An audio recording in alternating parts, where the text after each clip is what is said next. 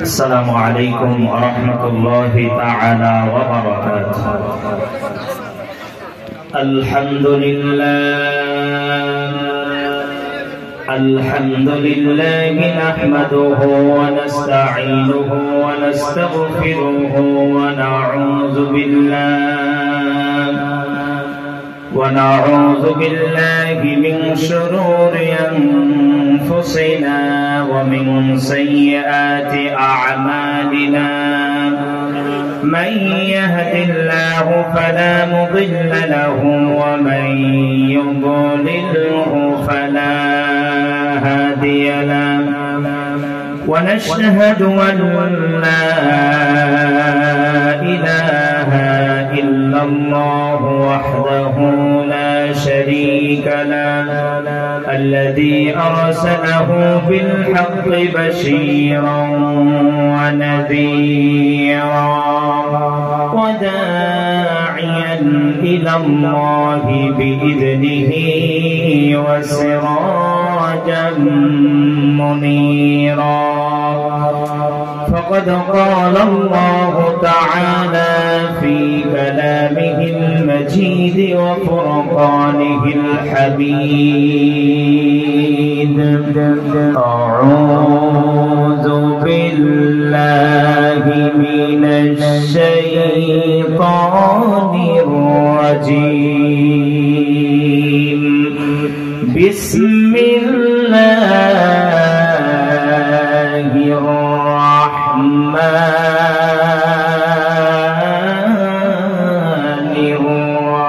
الرحيم. إن الله وملائكته يصلون على النبي يا أيها الذين آمنوا صلوا عليه وسلموا تسليما. اللهم صل على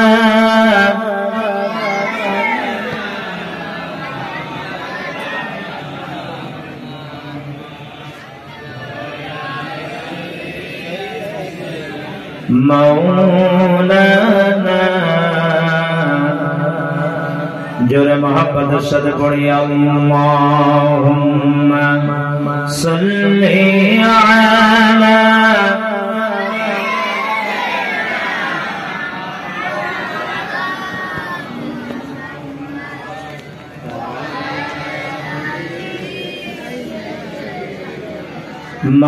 मौलाना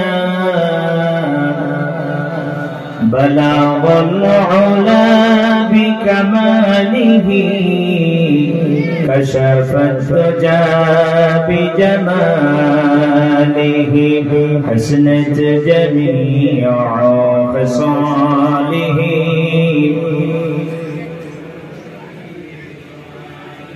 سورة يوسف بداري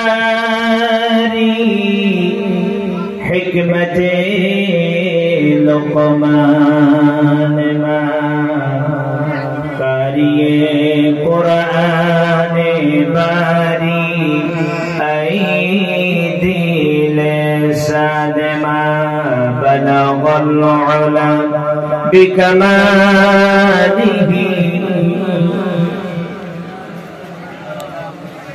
حسنت جميع خصاله صلوا عليه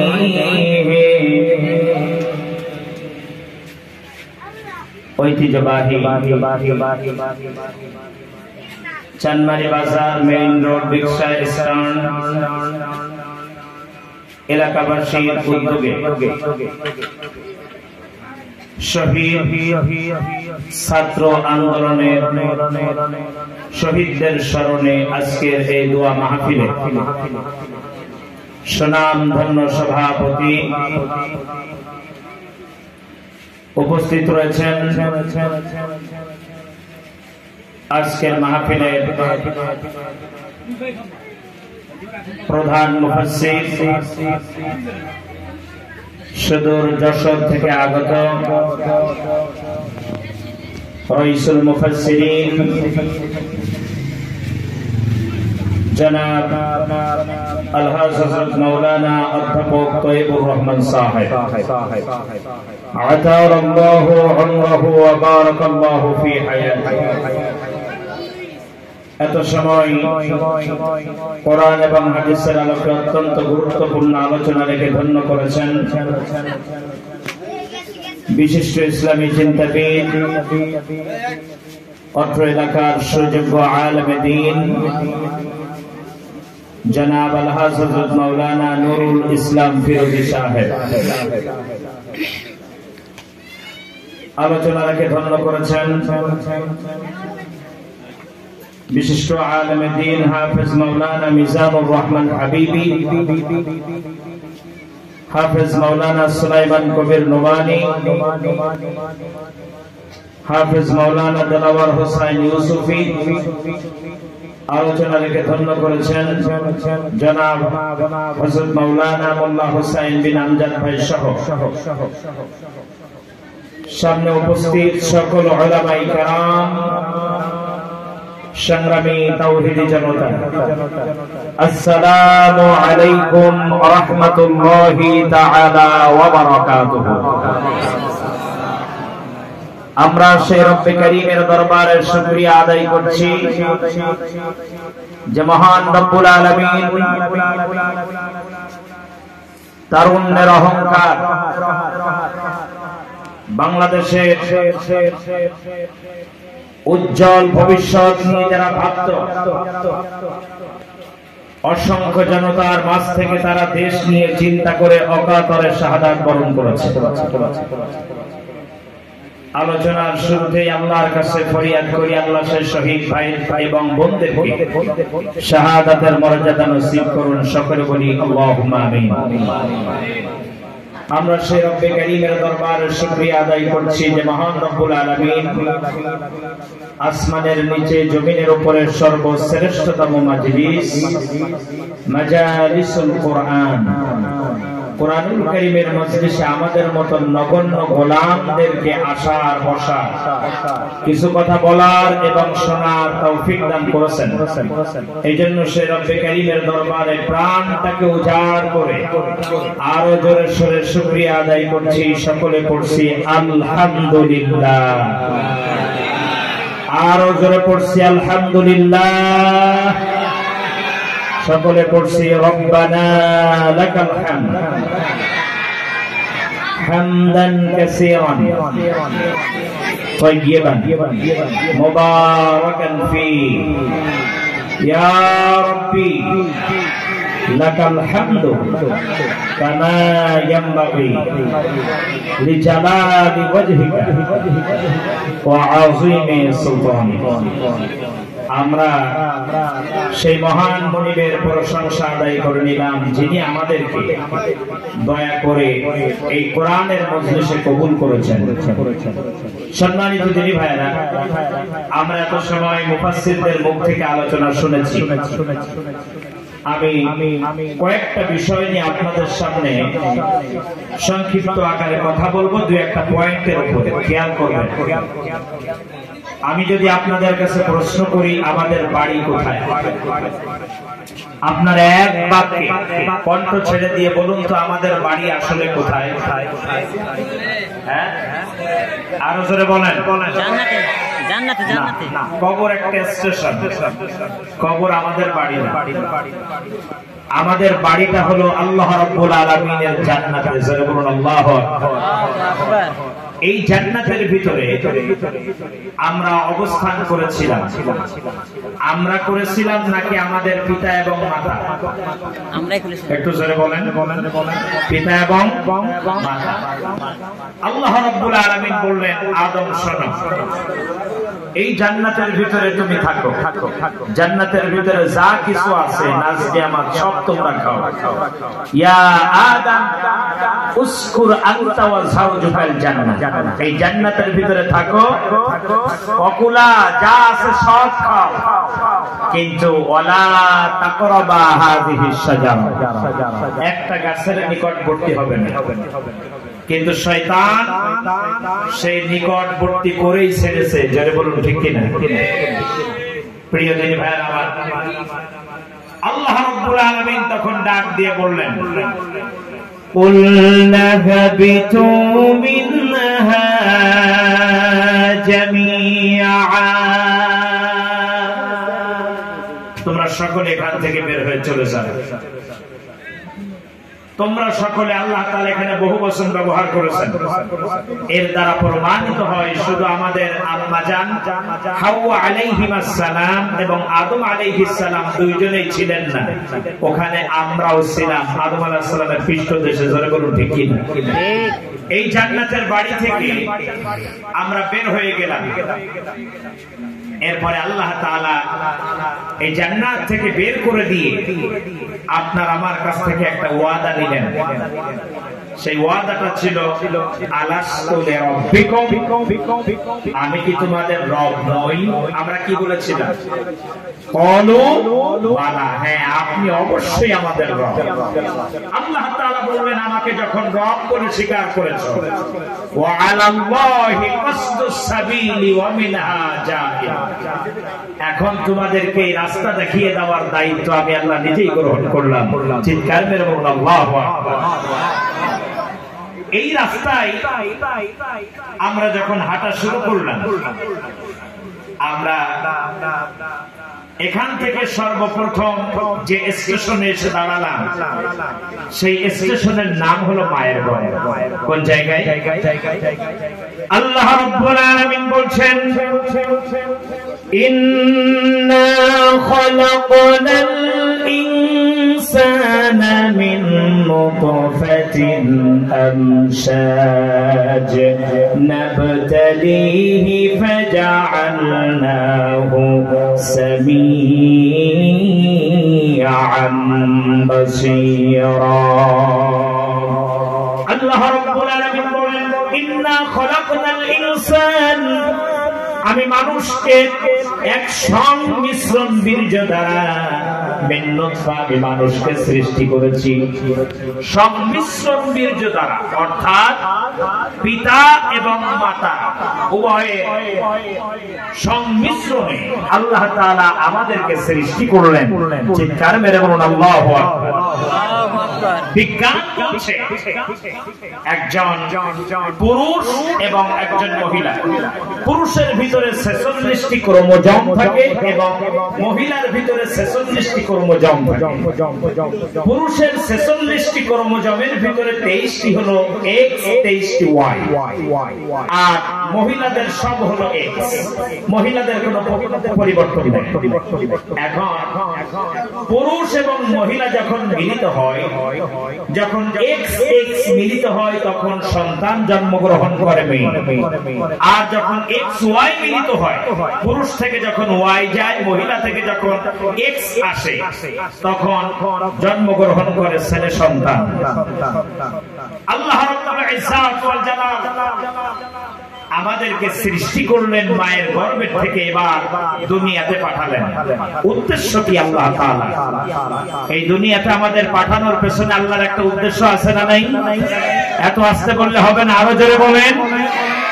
আমরা বললাম আল্লাহ সেই উদ্দেশ্যটাকে একটু আমাদেরকে বলেন। আল্লাহ বলছেন, ওয়ামা খালাকুতুল জিন্না ওয়াল ইনসা ইল্লা লিয়া'বুদুন।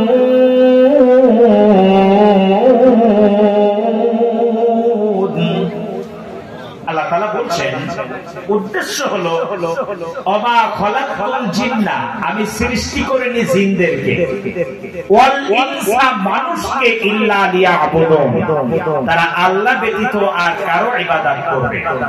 এই আয়াত দ্বারা প্রমাণিত হয় এই পৃথিবীতে সর্বপ্রথম আল্লাহ তাআলা মানুষকে সৃষ্টি করে নাই, আগে করেছেন জিনদের। আগে কাদেরকে করেছেন? আরো জোরে বলেন। এই জিনেরা যখন আল্লাহ রাব্বুল আলামিনের ইবাদত বাদ দিয়ে বিভিন্ন দিকে ওরা ডাইভার্ট হওয়া শুরু করলো, আল্লাহ এবার ডাক দিয়ে বললেন, এই জিনের জাতেরা আমার ইবাদত করছে না, ওরা আমার হুকুমকে লঙ্ঘন করেছে।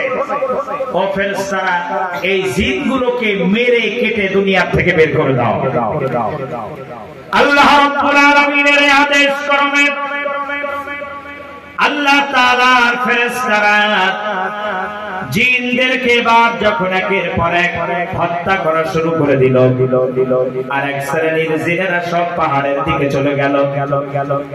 যাদেরকে হত্যা করছে এমন সময় আযাজিল শয়তান তখন কিন্তু ছোট, ডাক দিয়ে বলছে, ও রহমতের ফেরেশতারা, আমাকে মেরো না, আমি একজন অসহায়, আমার মাকে মারছো, ভাইকে মারছো, ঝাড়ে বংশে বাতি দেওয়ার মতন আমি ছাড়া আর কেউ বেঁচে নাই, আমাকে একটু বাঁচার সুযোগ করে দাও, আমাকে একটু বাঁচার সুযোগ করে দাও, আমার আর কেউ বেঁচে নেই। আল্লাহ তাআলা বলছেন, ও ফেরেশতারা, আগে ওইটাকে মার, কারণ ওটা জিনের জাত, ও টাইম মতন ফস করে উঠবে। ফেরেশতারা বলছে, আল্লাহ বংশে তো আর একটাও নেই, আছে সারা বাড়ি ওই একটাই, আল্লাহ একা কি করবে?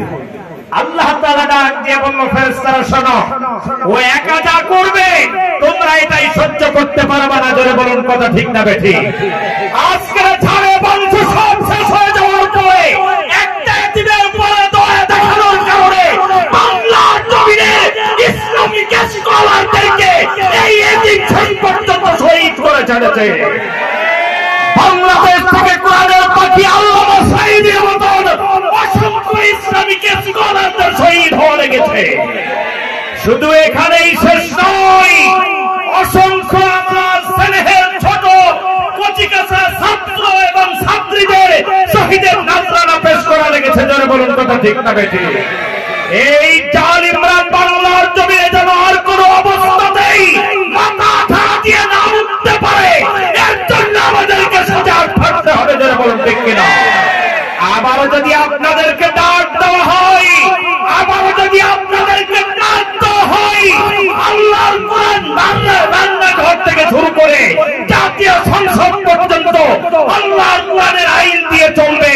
আবারও যদি জীবন দিতে হয়, শহীদ হতে হয়, কে কে প্রস্তুত আছেন? দুহাত তুলে আল্লাহকে দেখো।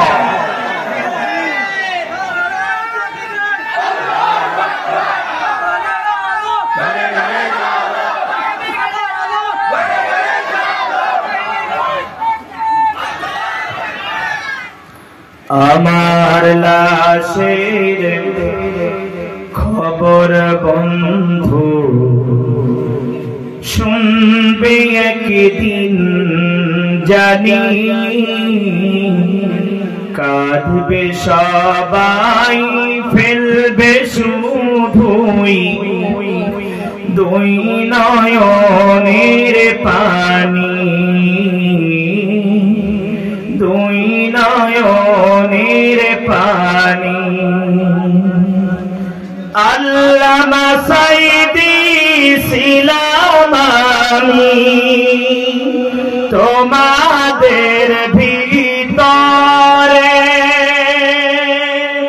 শহীদ হয়ে ফিরে গেলাম আমার আপন ঘরে, আমার আপন ঘরে।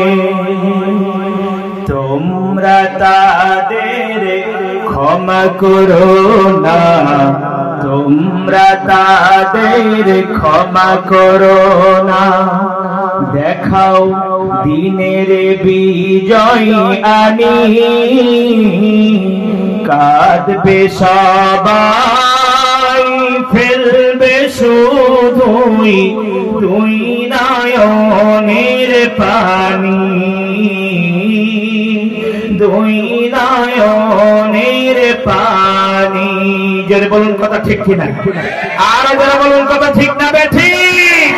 আল্লামা সাঈদীকে ওরা হত্যা করে চিন্তা করেছিল বাংলার জমিন থেকে আল্লাহর কোরআনের কথা বলা উঠিয়ে দেবে, কিন্তু আল্লামা সাঈদীর উত্তরসূরি প্রতিটা ঘরে ঘরে জন্মগ্রহণ করেছে। তোমরা আল্লামা সাঈদীকে বিদায় করতে পারো নাই। আল্লামা সাঈদীর রূহানি সন্তানেরা হাজার হাজার জন্মগ্রহণ করেছে, কিন্তু তোমাদের ওই এক ভাঙা কণ্ঠ বন্ধ করলে তোমাদের আর বক্তব্য দেওয়ার কেউ না। আরো জোরে বলুন কথা ঠিক না বেঠিক। প্রিয় দিনী ভাইরা, শেষ পর্যন্ত আজাজিল শয়তান যে কাম করলো, আল্লাহ রাব্বুল আলামিনের সাথে ওয়াদা, আল্লাহর সাথে চ্যালেঞ্জ ঘোষণা করলো। কার সাথে চ্যালেঞ্জ? আল্লাহ রাব্বুল আলামিনকে ডাক দিয়ে বলল, ক্বালা রব্বি বিমা আগাওয়াইতানি লাউযায়্যিনান্না লাহুম ফিল আরদ ওয়া লাউযবিয়ান্নাহুম আজমাঈন। আল্লাহ তাআলাকে ডাক দিয়ে বলছে, ক্বালা, সে বলল, রব্বি, হে আমার রব। তাহলে আজাজিল শয়তান আল্লাহকে কি অস্বীকার করেছে? আওয়াজ নেই কেন? আপনারা কি ভয় পাচ্ছেন নাকি? আরো আওয়াজ দিয়ে বলতে হবে, আপনারা কি ভয় পাচ্ছেন নাকি? কিসের ভয়? আজাজিল শয়তান আল্লাহকে বলছে, হে আমার রব। তার মানে বোঝা গেল আজাজিল শয়তান কিন্তু আল্লাহকে অস্বীকার। আরো জোরে বলেন, আল্লাহকে অস্বীকার করে নাই, কিন্তু আল্লাহর আদেশকে অমান্য করেছে। জোরে বলুন কথা ঠিক না বেঠিক? ঠিক তেমনি আমরা দেখেছি এক শ্রেণীর মানুষের সামনে কোরআনের কথা বললেই বলতো, আমরা কি মুসলমান না, আমরা কি মসজিদে সাদা দেই না, এই কথা বলেন না কেন? কিন্তু কোরআনের কথা বললেই, কোরআনের আইনের কথা বললে ওদের মাথা গরম হয়ে যেত। মজার বিষয় আছে, কোরআনের সুন্দর তেলাওয়াত করে কারি সাহেবরা, তাদের জ্বলে না, কিন্তু ওই আয়াতের ব্যাখ্যা বিশ্লেষণ করলে মিজাজ খারাপ হয়ে যেত। এর কারণ কি জানেন? যখন কোরআনের আয়াত তেলাওয়াত করে কারি সাহেব তখন ভালো লাগে, কারণ আরবি তো, একটু জোরে বলেন, আরবি বোঝে না, কিন্তু বাংলায় বললে মিজাজ খারাপ হতো। সৌদি আরবে মুহাম্মদ সাল্লাল্লাহু আলাইহি ওয়াসাল্লাম মক্কা আল মুকাররমায় যখন আরবিতে দাওয়াত দিয়েছে, তার মাতৃভাষা আরবি, দাওয়াত দেওয়ার সাথে সাথেই কিন্তু কাফেরদের মিজাজ খারাপ হতো, কারণ তারা আরবি, আরো জোরে বলেন, আরবি বুঝতো, এই কারণে মেজাজ খারাপ হতো। তাহলে বোঝা গেল আরবিতে আল্লাহর হাবিব যখন দাওয়াতি কাজ করেছে ওরা আরবি বুঝতো, এই জন্য ওরা হলো আরাবিয়ান কাফের। কথা বলেন না কেন? আর আমার দেশে যখন আরবিতে তেলাওয়াত করা হয় কোনো সমস্যা নেই, যেই না ব্যাখ্যা করা হয় মেজাজ খারাপ হয়। তার মানে বোঝা গেল ওরা হলো আরাবিয়ান কাফের, আর আমার দেশে বাংলায় ব্যাখ্যা বিশ্লেষণ করলে যাদের মেজাজ খারাপ হয় এরা হলো টাটকা এক একটা বাংলা কাফের। আরো যারা বলুন কথা ঠিক না ঠিক? এই বাংলা কাফেরদের বিরুদ্ধে আপনাকে আমাকে সোচ্চার হতে হবে। আল্লাহ আপনাকে আমাকে যে স্বাধীনতা দিয়েছেন, আপনার আমার স্নেহের ছোট ভাই বোনদের রক্তের বিনিময়ে এই স্বাধীনতা সার্বভৌমত্বকে হেফাজত করতে হবে। ভারতের দালালদের হাতে ছেড়ে দেওয়া যাবে না। বলতে পারেন হুজুর আপনি ভারতের দালাল বললেন কেন? 15 বছর নির্যাতনের শিকার হয়েছে, আমাদেরকে বলতো যে আমরা নাকি পাকিস্তানের দালাল। আপনারা কেউ দেখাতে পারবেন না যে আমরা ফ্লাইটে করে অথবা আপনার হেলিকপ্টারে করে পাকিস্তানে পালায়ে গিয়েছি, জেলে গিয়েছি, জেলে ছিলাম, তারপরও পালাই নাই। আর তোমরা বিপদে পড়লেই মামু বাড়ি দিল্লি চলে গেছো।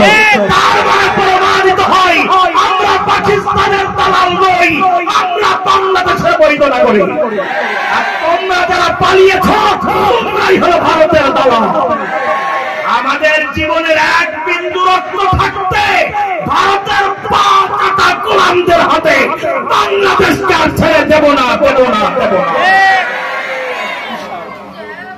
প্রিয় ভাইরা আমার, যেসব ছাত্র ছাত্রীদের জীবনের বিনিময়ে আজকের স্বাধীনতা অর্জন হয়েছে। এই স্বাধীনতা যদি ধরে না রাখতে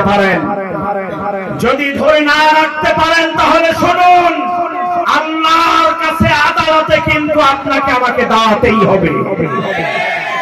কারণ এখনো পর্যন্ত ঢাকা মেডিকেলের মর্গে 80 জনের ওপরে বেওয়ারিশ লাশ পড়ে আছে। কার সন্তান এখনো অনেকেই জানে না। আজকের রাবার বুলেটের সামনে নিজের বুকটাকে ঝাঁঝরা করে দিয়েছে আপনার আমার স্বাধীনতার জন্য। সেই স্বাধীনতা যদি ধরে না রাখতে পারেন, কসম আল্লাহ, কিয়ামতের মাঠে আপনাকে আমাকে আসামি হতেই হবে, এতে কোনো সন্দেহ নাই। আপনারা কি আসামি হতে চান? আরো জোরে বলতে হবে, আপনারা কি আসামি হতে চান? আপনারা কি এই স্বাধীনতাকে ধরে রাখতে চান কি চান না? কে কে চান তারা দুহাত তুলে আল্লাহকে দেখান।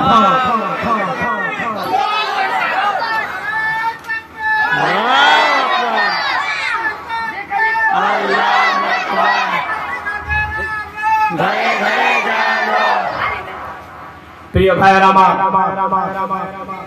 একটু আগে আমরা শুনছিলাম মসজিদ কমিটি নিয়ে আমাদের এক বড় ভাই কথা বলছিল। মসজিদ কমিটিতে তো সেই ব্যক্তি আসবে যে 5 ওয়াক্ত নামাজ আদায় করে জবাব দেবে। আল্লাহ সূরা তওবার ভিতরে কারা মসজিদের কমিটি হবে তার বিধান আল্লাহ দিয়ে দিয়েছেন। কাজেই মসজিদের মাইকে কোরআনের তাফসীর চলবে না, কিন্তু এক একজন নেতার ভাষণ চলে শুক্রবারে। এরম মসজিদও আছে না? অনেক শুনেছি। কোরআনের বাইরে কোনো কথা চলবে না। আমি আমার এলাকায় একটাই আহ্বান করতে চাই, শুনুন, কেউ কারো উপরে কোনো টর্চার করবেন না, মিলেমিশে বসবাস করতে হবে। আমরা সকলকে ক্ষমা করে দিতে পারি। আমরা সকলকে ক্ষমা করে দিয়েছি না? এত আস্তে বলতে হবে না, আরো যারা বলেন সকলকে ক্ষমা করছে কিনা। সকলকে নিয়েই আমরা এই দেশটাকে সুন্দর করে গঠন করতে চাই। যারা এরপরেও বিরোধিতা করতে চান, রে ভাই, আমি আপনাকে বলছি ভালো করে খেয়াল করুন। এটাই শেষ কথা বলছি, খেয়াল করুন।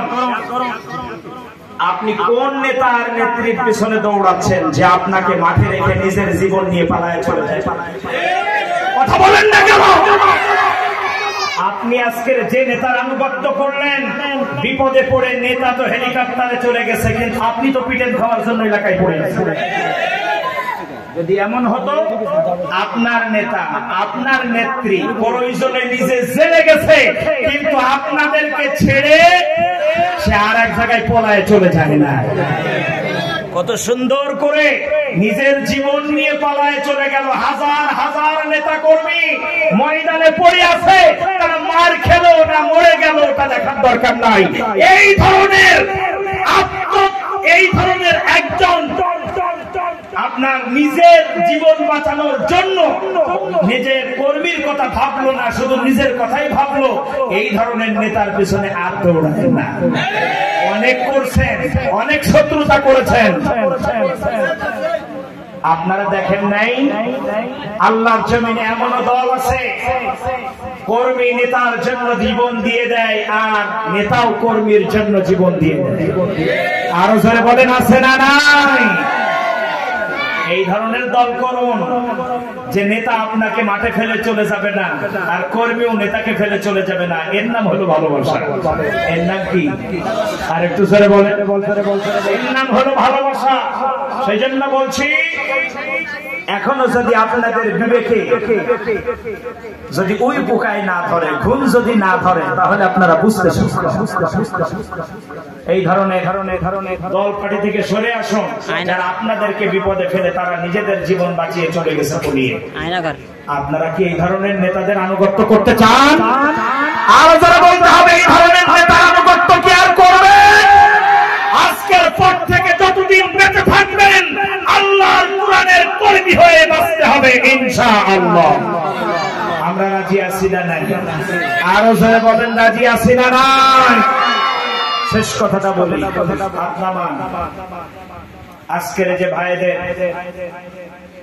ত্যাগের মাধ্যমে আমরা এই স্বাধীন রাষ্ট্র পেলাম, এতে আমরা খুশি না বেজার?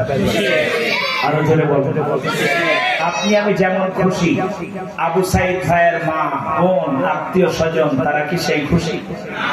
তারপরেও তারা খুশি যে আমার সন্তানের রক্তের বিনিময়ে বাংলার 16 কোটি তাওহীদি জনতা আজকের মুক্ত হয়েছে।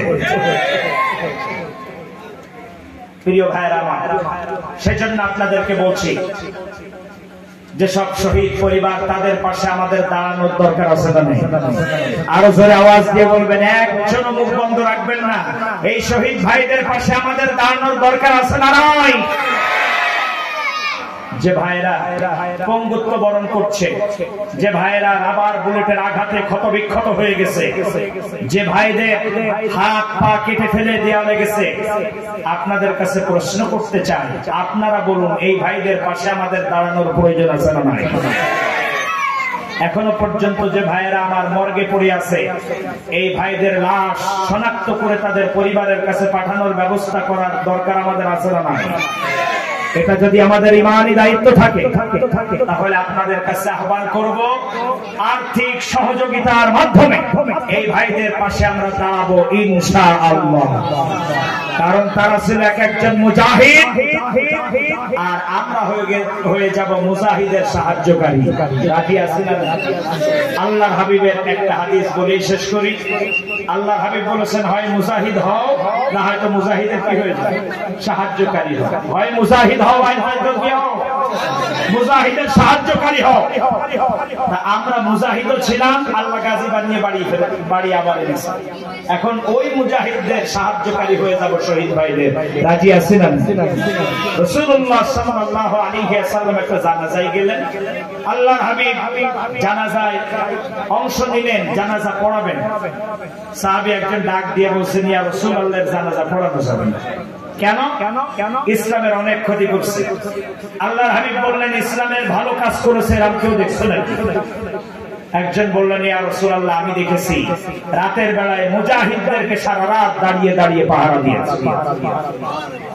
রাসূলুল্লাহ সাল্লাল্লাহু আলাইহি ওয়াসাল্লাম জানাজা পড়ালেন আর ডাক দিয়ে বললেন, ও কবরবাসী, ইন্না আসহাবাকা ইয়াজুন্নুনা আন্নাকা মিন আহলিন নার ওয়া আনা আশহাদু আন্নাকা মিন আহলিল জান্নাহ।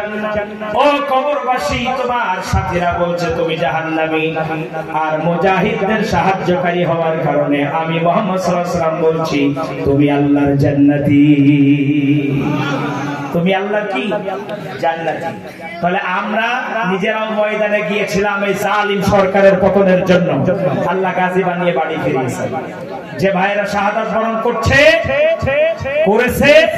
আমরা ওই ভাইদের আর্থিক সহযোগিতা করব ইনশাআল্লাহ। আর জোরে আওয়াজ দিয়ে বলি ইনশাআল্লাহ। সাহায্যের জন্য একটা কমিটি আছে, আমরা ওই কমিটির ভাইদের সাথে যোগাযোগ করব। 31 থেকে যারা এসেছেন ভাইরা আপনাদের সাথে যোগাযোগ করবেন, 30-এ যারা আছেন আপনাদের সাথে ভাইরা যোগাযোগ করবেন। তবে একজনও যেন আমরা মাহরুম না হয়ে যাই। রাজি আছি না নাই? আরো জোরে বলেন, রাজি আছি না নাই? আল্লাহ তাআলা আমাদেরকে কোরআনের কর্মী হিসেবে কবুল মঞ্জুর করুন। সকলে বলি আল্লাহুম্মা আমিন। যতদিন আল্লাহ বাঁচিয়ে রাখবেন কোরআন সুন্নাহর আলোকে এই দেশটাকে যেন আমরা গড়তে পারি, আল্লাহ সেই তৌফিক আমাদেরকে দান করেন। যে ভাইরা শাহাদাত বরণ করেছে, আল্লামা দেলাওয়ার হোসেন সাইদি রাহমাতুল্লাহ আলাইহি সহ আল্লাহ সকলকে জান্নাতুল ফেরদাউসের মেহমান বানান। সকলে বলি আল্লাহুম্মা আমিন। বিশেষ করে আপনারা এখনো জানেন না, আজকের এখানে সভাপতির নাম দেখেছেন, হুজুরের মেজো ভাই, এখানে অনেকেরই